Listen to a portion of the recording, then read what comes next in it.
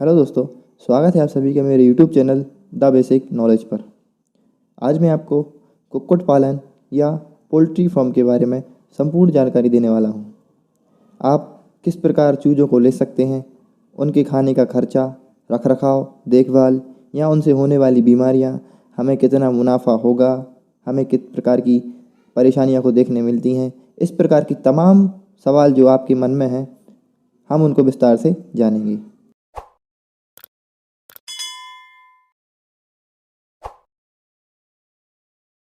तो हम बात करते हैं कि हम किन किन बातों को ध्यान में रखते हुए पोल्ट्री फार्म को खोलना चाहिए।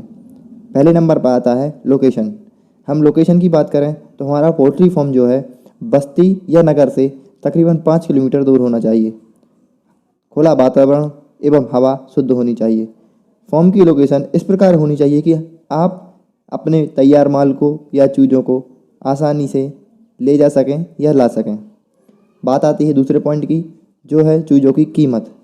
हम जिस स्थान पर पोल्ट्री फार्म को खोल रहे हैं उस क्षेत्र में हमें चूज़ों की कीमत कम या ज़्यादा मिलती है। इस बात को हमें ध्यान में रखना चाहिए क्योंकि यह हमारे मुनाफे पर प्रभाव डालती है। तीसरी बात, तैयार माल की मार्केटिंग।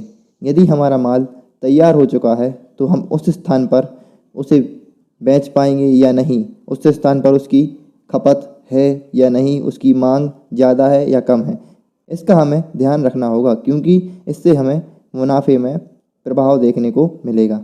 बात करते हैं चौथे पॉइंट की, जो कि है पूर्वानुमान।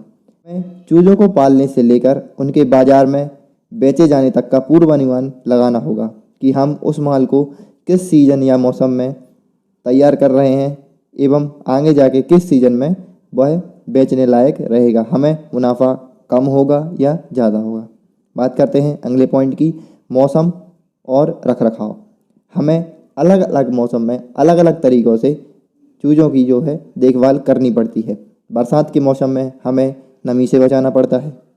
गर्मी के मौसम में हमें ज़्यादा तापमान ना होने पाए इसलिए ठंडक बनाए रखनी पड़ती है। इसी प्रकार विपरीत ठंडों में रहता है, हमें ठंडों से बचाना पड़ता है क्योंकि सबसे ज़्यादा चूज़े जो हैं ठंडों के दिनों में मरते हैं, तो हमें तापमान को नियंत्रित करना पड़ता है। पहले पॉइंट की बात करते हैं, दवाइयाँ और बीमारियाँ।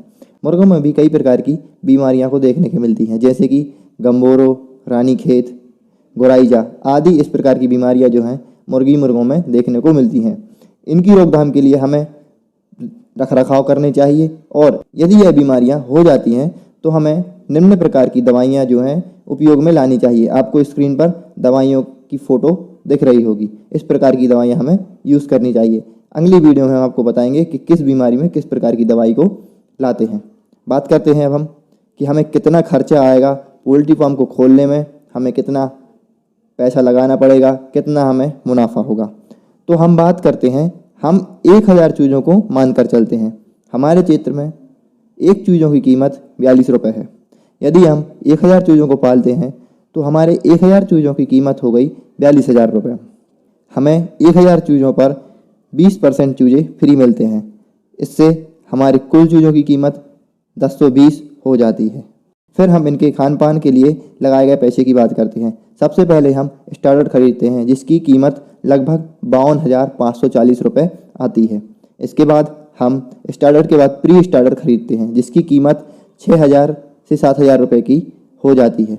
इसके बाद हम फिनिशर की कीमत 28,930 रुपये लेकर चलते हैं। दवाइयों का खर्चा 1,500 रुपये के आसपास आता है। तैयार माल को ले आने का खर्चा 700 से 500 रुपये के करीब आता है। इसके बाद हमारा टोटल जो खर्चा है 1,31,760 रुपये आता है। अब हम तैयार माल की कीमत की बात करते हैं तो हमारे क्षेत्र में 81 से 90 रुपये प्रति किलो की कीमत प्राप्त हुई।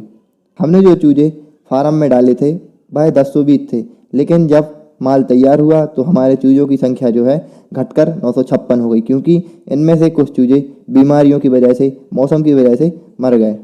तो हमारे 956 चूज़ों का वजन जो है 1878 किलो प्राप्त हुआ, जिसमें हमें मार्केट की कीमत 81 से 90 प्रति किलो के बीच की मिली, जिसमें हमें 1,60,223 रुपये प्राप्त हुए। हमारा जो टोटल खर्चा है 1,31,760 रुपये आता है। हम प्राप्त पैसों को लगाए गए पैसों से माइनस करेंगे तो हमारा लगभग 40 दिन का मुनाफा 28,463 रुपये आता है। ये आपकी क्षेत्र पर निर्भर करता है कि आप किस प्रकार से कहाँ एवं माल को बेच रहे हैं, आपके क्षेत्र में चूजों की कीमत क्या है, तैयार माल की कीमत क्या है। इस प्रकार से आपको मुनाफा ज़्यादा या कम हो सकता है, ये आपके क्षेत्र पर निर्भर करता है। यदि कोई सवाल हो तो आप हमें कमेंट करके बता सकते हैं। उम्मीद है कि आपको इस वीडियो के माध्यम से सारी जानकारी प्राप्त हो गई। वीडियो देखने के लिए धन्यवाद।